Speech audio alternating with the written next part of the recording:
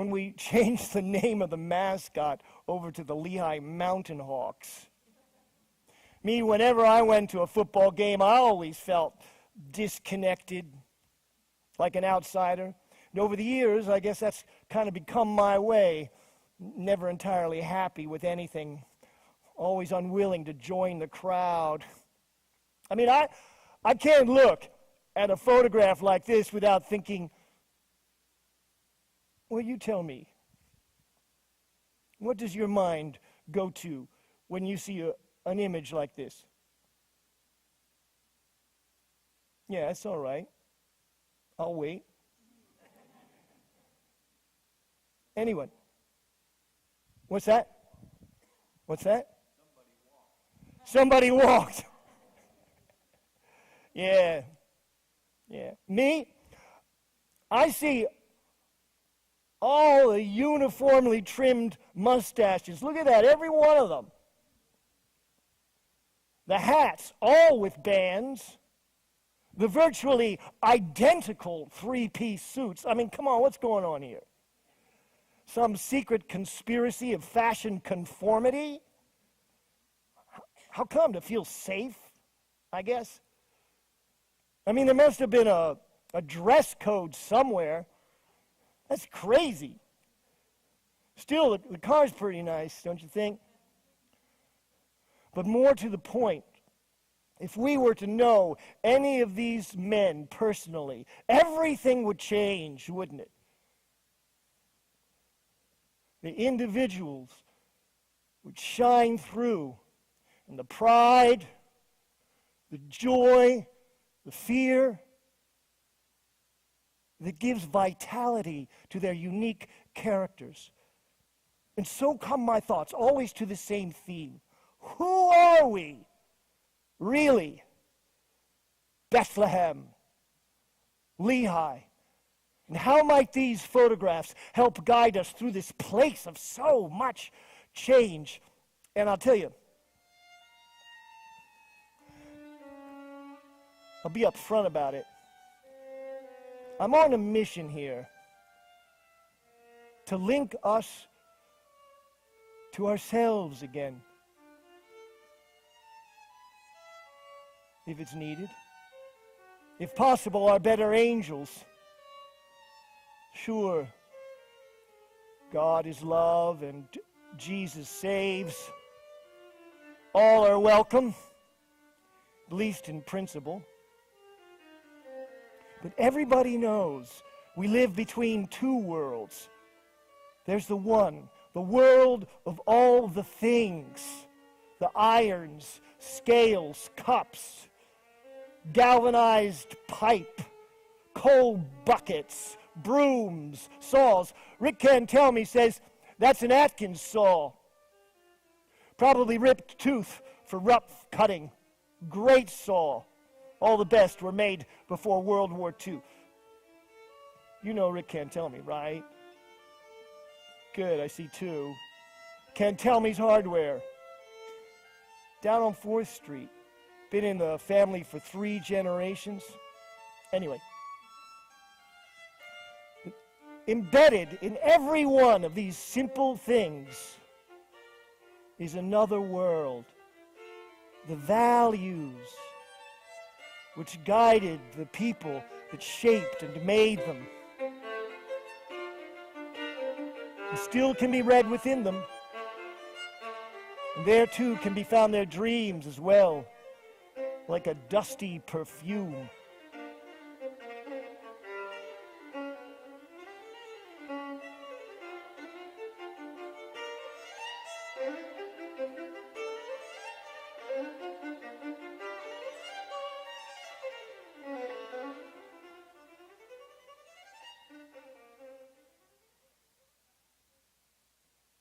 I don't know these folks, do you? The guy with the beans reminds me of my brother Chris. He's 2 years older than I am. Chris has only got 1 kidney, and it doesn't even belong to him anyway. My little brother Philip had to give him one of his when Chris's finally failed completely. Polycystic kidneys, it's a family disease. My mother died of it. Rick Cantel me says when he visited this market as a kid, the police station was right upstairs. Yeah, kept repeating that again and again, like maybe if you ever find your way back here, you'd better be on your best behavior, seeing as you'll be in such close proximity to the man and all that.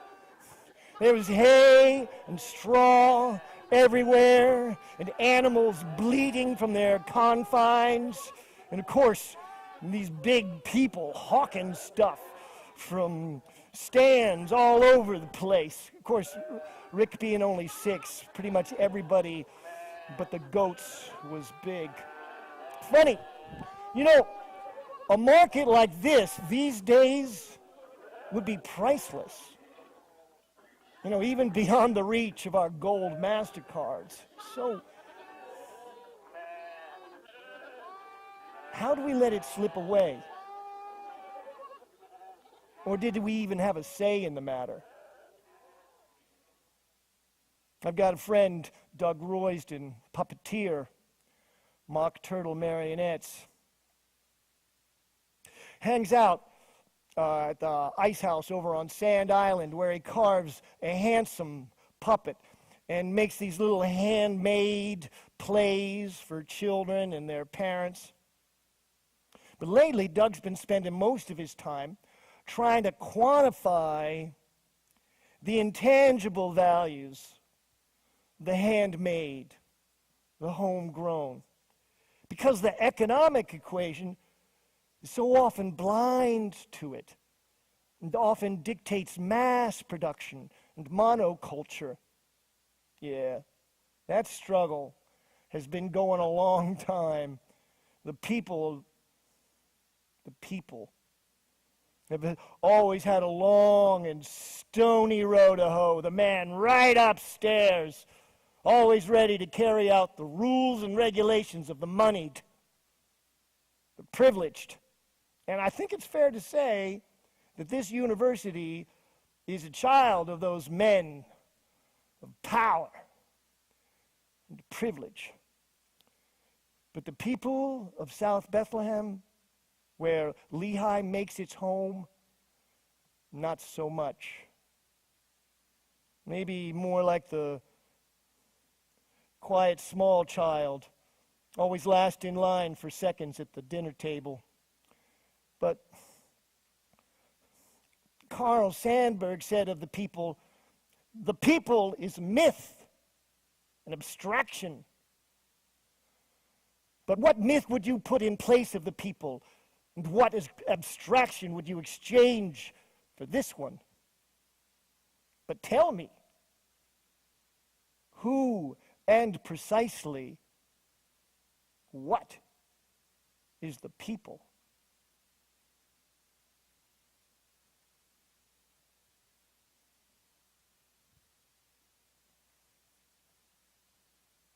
At about 3 o'clock in the afternoon on Sunday, November 10th, 1935, a 32-year-old Missourian named Walker Evans stationed his 8x10 camera halfway up St. Michael's Cemetery and mounting it with a Zeiss Protar lens, took several exposures of the cemetery, workers' homes, the steel, and what could be seen through the gray haze of the distant countryside.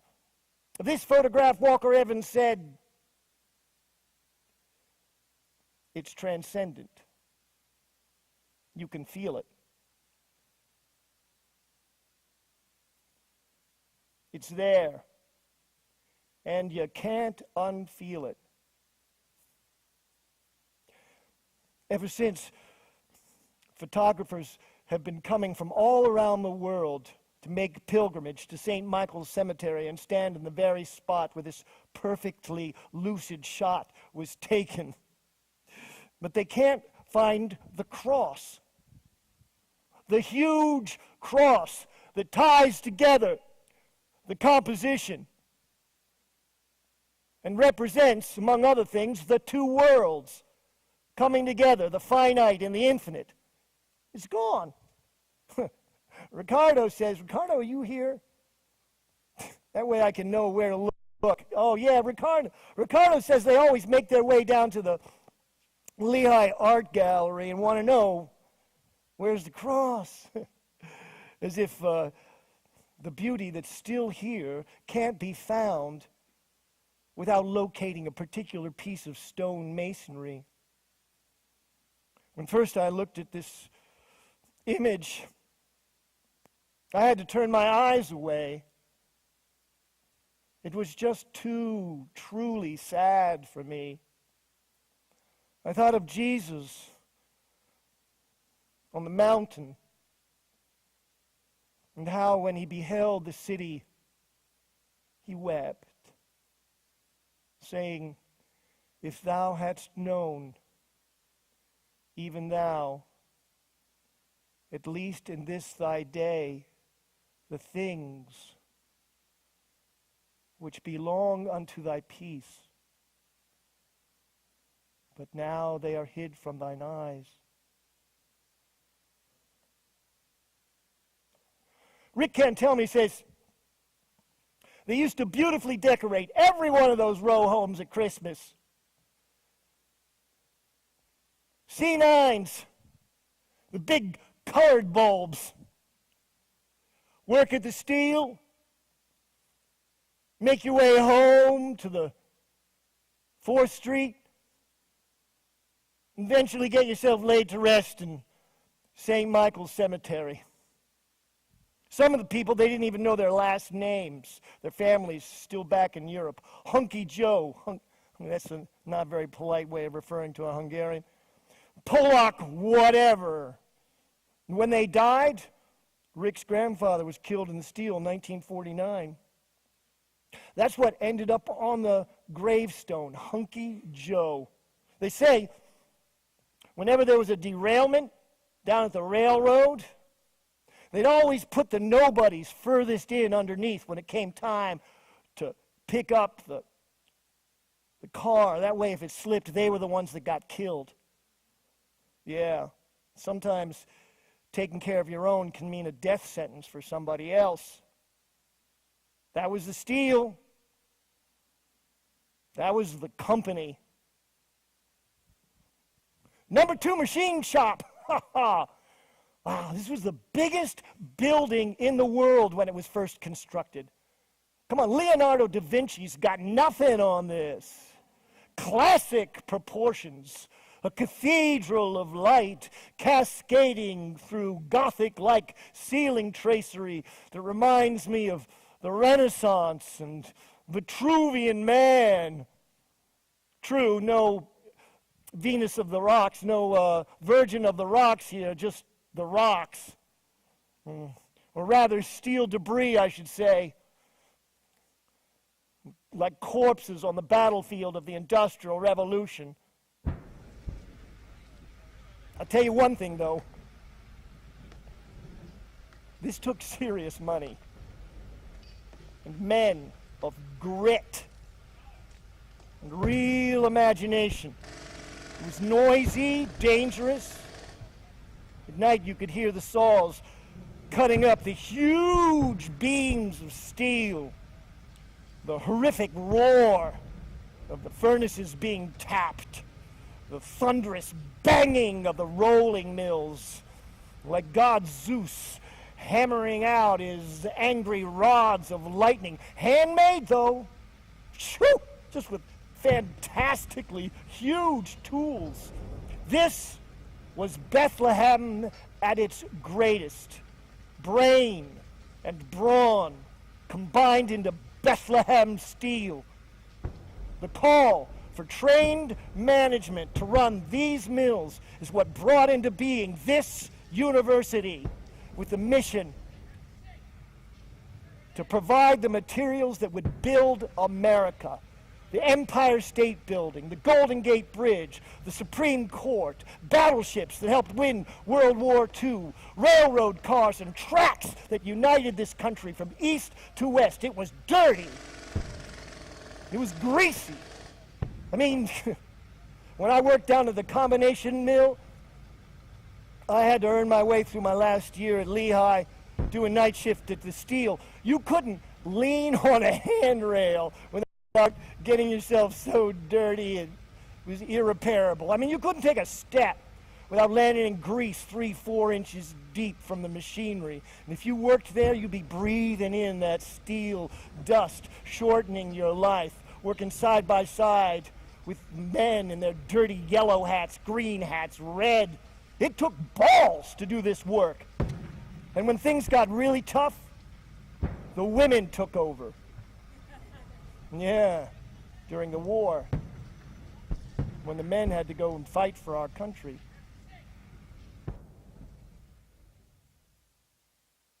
But that's over now. Right? That's not who we are anymore. It's gone. Isn't it? Well, maybe not.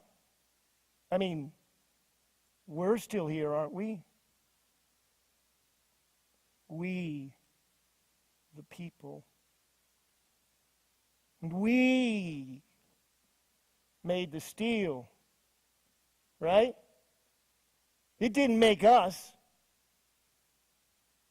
And long before that, we were the ones who founded this utopia on the banks of the Lehigh River and had the audacity to call it Bethlehem, with its first industrial park in America, its legacy of tolerance, its tradition of love and support of community, its love of music. That was us, wasn't it?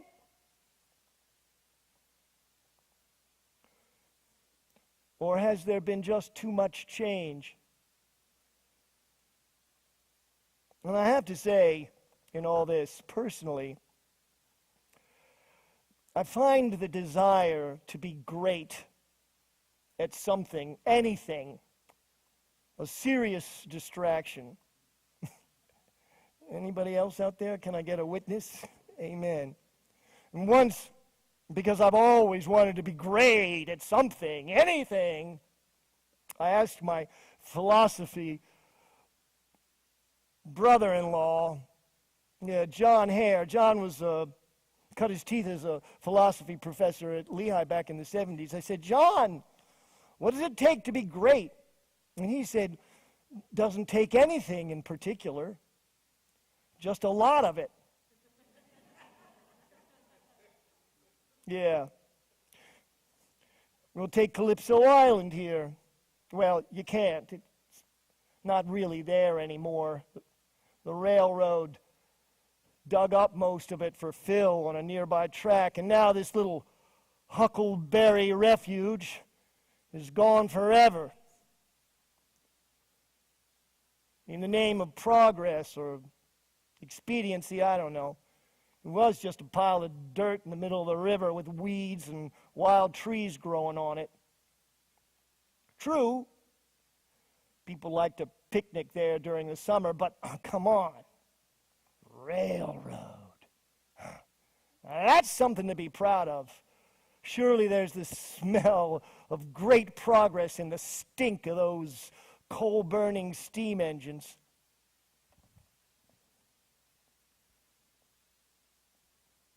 But just what kind of greatness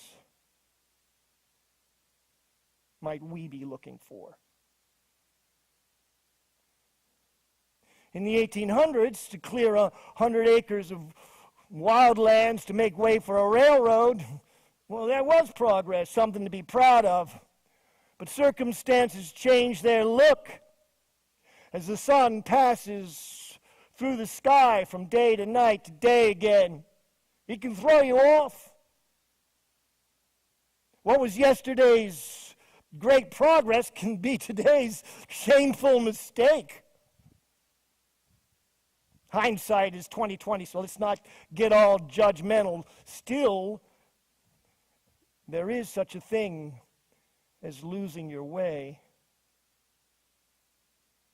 Over time, one can see how the honest need to simply survive so often slips into an inordinate desire for money,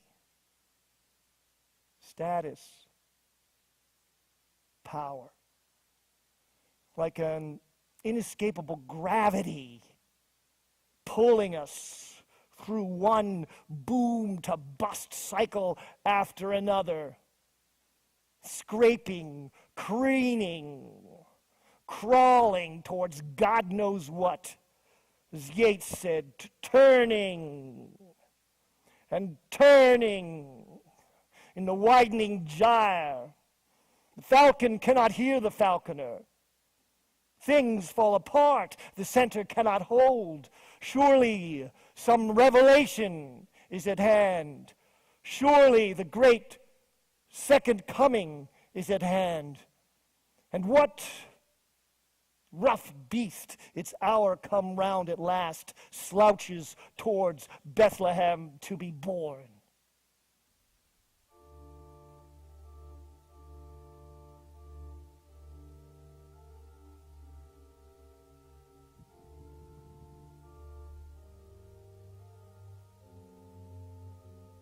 Chapel frescoes by John Ormai in the apse.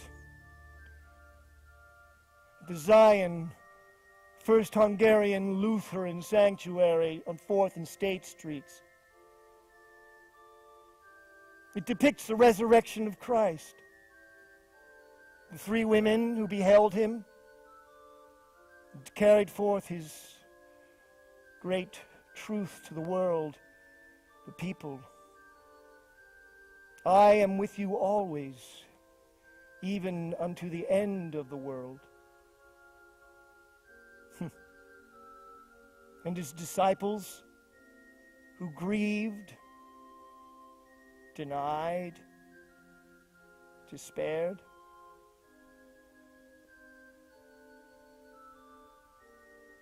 In his early years, Ormai worked side by side with a socialist, very famous artist named Ben Shahn. Ormai wanted to paint churches and religious allegories, whereas Ormai needed only his desire for social justice to inspire his life, his art. God can take care of himself. Yeah. The sacred versus the secular. What a debilitating dichotomy. Little more than a trick of the mind. As if these two worlds could be separated somehow and pitted against one another.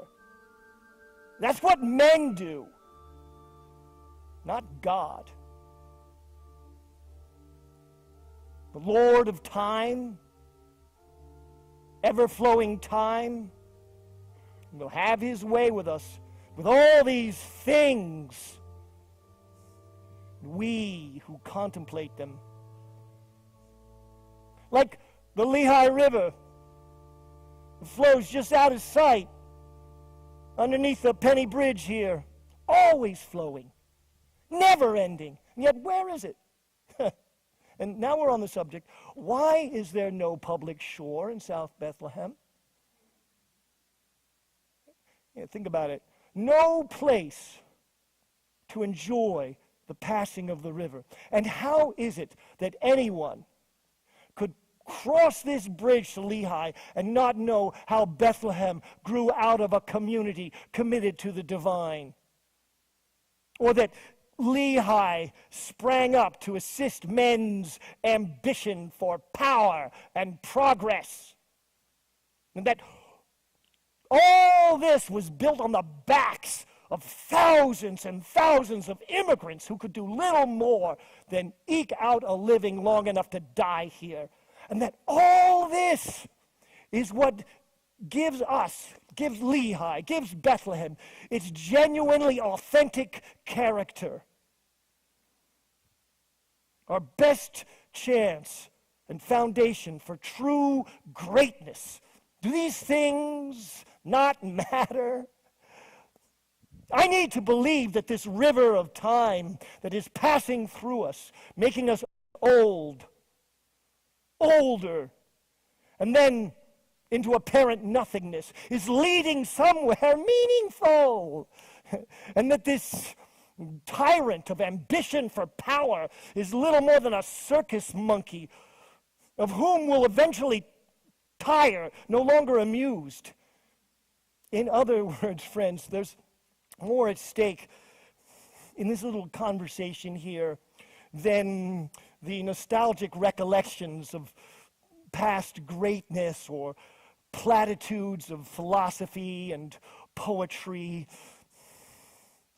Something of practical utility might have come from our forebears in the hardware store, some fundamental knowledge like a jackknife made sharp on the rough edge of revealed experience. But the only tools I see, the only tools I know, are those that are already in our ordinary lives and can be found as we go about doing our ordinary chores, paying the obligatory toll at the penny bridge to the ever so portly Tubby Rich, who'll let us pass for free if he knows us.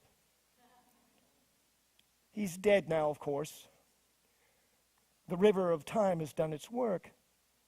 Even the bridge is gone, thank heavens. It was of an iron grate design and hell for women in heels.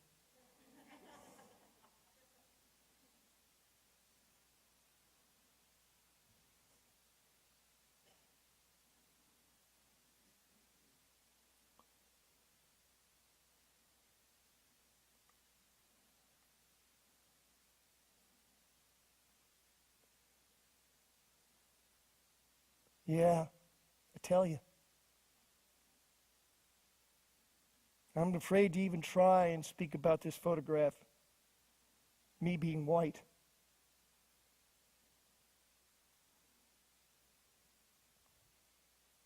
Once, when I was in 6th grade, a little black girl, my classmate, out of nowhere, threw me across the cloakroom into the wall. Bang! Knocked the air right out of me. As I slid to the floor, I slowly realized, hey, I think she likes me. Yeah. It was only 40 years later it's dawned on me that was how hard she had to hit me to get my attention. My mother was a fighter. My dad, her coach. 25 years on dialysis. I think she held the record for a while, living off a machine, in and out of the hospital so many times, I lost count what round she was in. Failed kidneys, collapsed arteries, shunts being put in and taken out, broken bones and ribs from depleted cartilage and too much coughing, punctured lung once or twice, I can't remember. It wasn't my problem, so I didn't pay too much attention. She was a racist too. I guess I must have learned it from her. I never forgave her for it. Even if she was fighting for her life by sheer force of will, sending her blood 3 times a week through thin plastic tubes to its cleansing rendezvous with acidic bicarbonate dialysate. My father running the machinery, injecting her with heparin to keep the blood from clotting, trying to keep her spirits up. Still, her story's no different from any of us here might tell. Right? All of us with our own personal struggles. Still, one day she finally decided she was going to throw in the gloves, quit the machine. She didn't tell us because she didn't want us to try and stop her from leaving the ring. I guess she felt if life was for living, it was time to leave this one. My dad said if he'd known the struggle was going to go on so long, he never would have taken it up in the first place. Oh my God, not another graveyard. Stop, please. Ricardo, this is getting a little morbid here. Can't we do something a little more upbeat? I mean, all these photographs are of the past, the dead. Couldn't we get some photographs here of the future, maybe? The good things to come? This is a high-tech university. You could swing it. Can't do that, huh? Right. Not yet. Still, this is the land of this is the land of those who sleep. We want to be in the land of those who are awake. Does anybody here remember Joan Campion? Raise your hand. Yeah, Joan Campion. She died just about 4 years ago. God bless her. She was one feisty and ever-vigilant guardian angel of South Bethlehem. Of this graveyard, she wrote, "Those that rest here found it no distant journey from their homes, their churches, and the melancholy mills that fed and killed them. By day, the wind sighs softly here, carrying echoes of old songs first heard a world away. By night, come creatures of the night, their savage passing marked by fallen monuments and swaths of spray paint. The dead no longer care for song or savagery. For them, this is the land of sleep."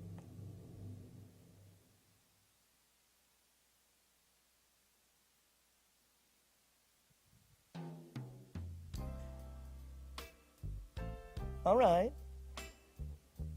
That's a little better. I'm feeling it. Yeah. Wandering through the darkened, musty stacks of Linderman Library, walnut chairs and tables holding our butts and our books as we pick and choose our way through the labyrinth of recorded human thought, trying to triangulate something or some knowledge of something or other, the unknown value of X. No place put me to sleep faster. My face lying on the hard pages of a calculus textbook. Academia. Yeah, I just wasn't cut out for it. Or the business world either. Woo! This was my bank when I was a student at Lehigh. I think it was called Union. Yeah, right? Union Bank. Not anymore, of course. 1973, I walked into that bank in order to take out a $500 loan to buy a Martin guitar and was turned down flat. So, I went to my 18th century literature professor, Ernie Dilworth, and asked him to co-sign my loan, which he, amazingly enough, did. And I was on my way. Thank you, Ernie! Thank you, capitalism. Yeah. That guitar marked the start of a whole new journey for me. But where I was going, I didn't have a clue. Like Bethlehem or even Lehigh at the age of 22, 23, I had no idea who I was. It was like you're living in a train station. Yeah. But all the trains have stopped running. Still, look, there are tracks and people going every which way. Woo! Check it out. As if they know what's what. Yeah. So you're trying to figure out which way you should go. Yeah, left, right, straight out of town. Or maybe back into the warmth of the terminal. Just wait there until things work themselves out. Hope the roof doesn't cave in on you in the meanwhile. And all along, the joke's on you. Did you forget? Trains don't stop here anymore. Even if they did, how would you know which one to take? Seeing as how you don't know who you are. Well, let's not be proud. Maybe we'll just have to follow our heart and start walking. Yeah. Pride. That's what Rick Cantelme says he feels whenever he looks on the Bethlehem Christmas star. It was first constructed in 1937 during the Depression. It was 1955 when Bethlehem officially became the Christmas city of the United States. In those days, they lit it up only twice a year, at Advent and Easter. At Easter, of course, it was a cross. It was in the 80s they made it a year-round thing. Now, still, that was 60 years ago, and we still call ourselves the Christmas city. I just wonder what that's supposed to actually mean.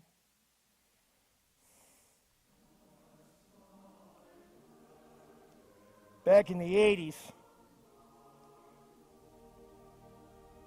when my wife, Bridget, and I first founded